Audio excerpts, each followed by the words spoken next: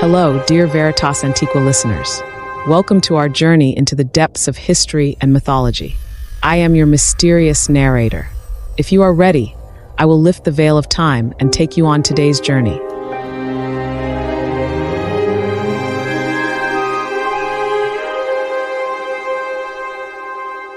In ancient times, Kumarbi, the father of the gods, was burning with hatred for his son, the Storm God Teshub. He wanted to take revenge for losing the absolute sovereignty of the heavens to him.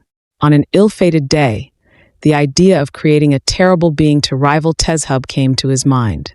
After arranging his thoughts like stringing beads on a thread, he leaped from his throne and left the city.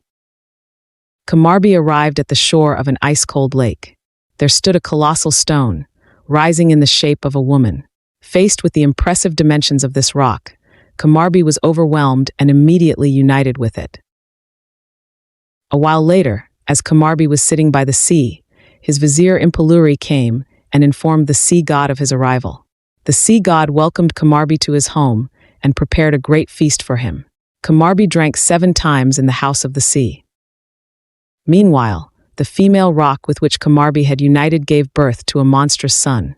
The fates and mother goddesses took the child and placed him on Kumarbi's lap. As Kumarbi looked at the child, he searched for a suitable name. With the name that finally came to his mind, he jumped to his feet like a knife. He named the child Ullikummi. This name meant the destroyer of Kamiya city in the Hurrian language. Let him be the ruler of the heavens above. Let him crush the storm god like chaff. Let him trample him under his feet like ants. Let him hurl all the gods from the sky like birds and break them like empty bowls. However, Kumarbi had a concern. If the other gods saw this child, they might kill him, who could raise him without anyone seeing. He summoned his vizier and gave an order to the Ursira deities.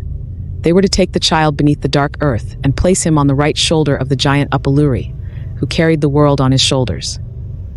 The Ursira deities took the child and placed him on the knees of Enlil. When Enlil looked at the child, he saw that he was made of hard basalt and understood that this wicked game could be the work of no one but Kumarbi.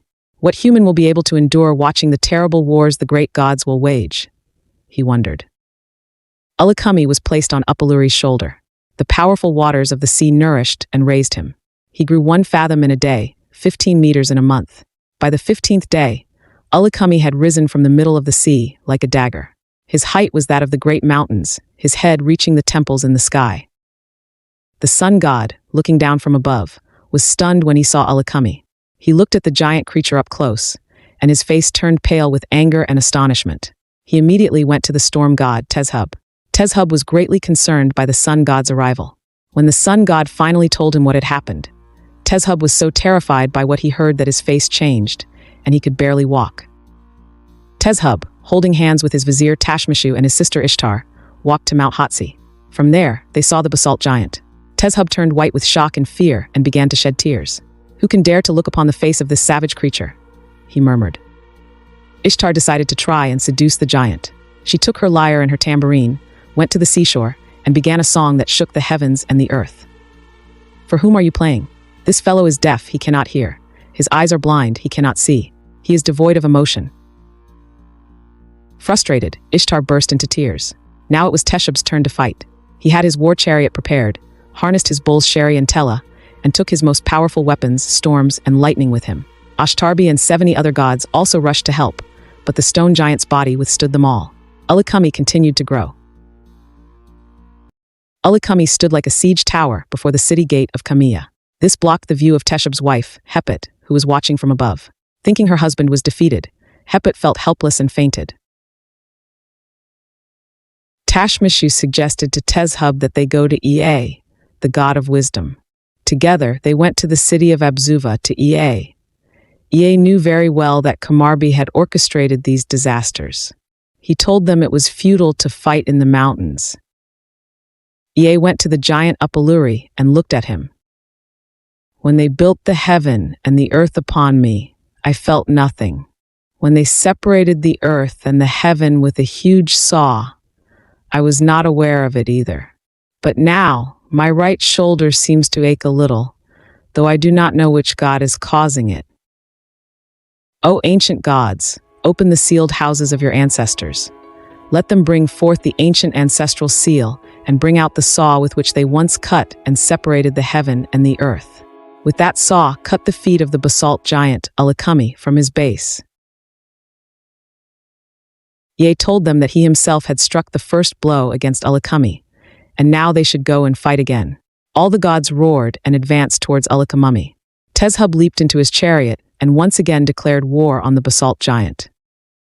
O Storm God, you are deceived by Ea's words. I will go to the kingdom of heaven, and I will scatter the gods from the sky like flour. And at this very point, the story on the ancient tablets abruptly ends. The fate of Ullikummi is not fully told in the written texts. However, it is believed that this basalt giant, who spread such terror and made even the gods tremble, was ultimately defeated thanks to the wisdom of Ea and the ancient saw. It is assumed that the Storm God Teshub would reclaim his throne and order would be restored.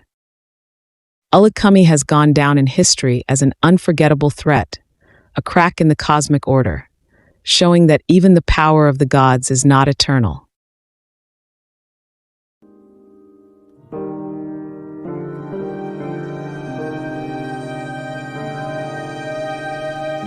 Thank you for joining us in this episode.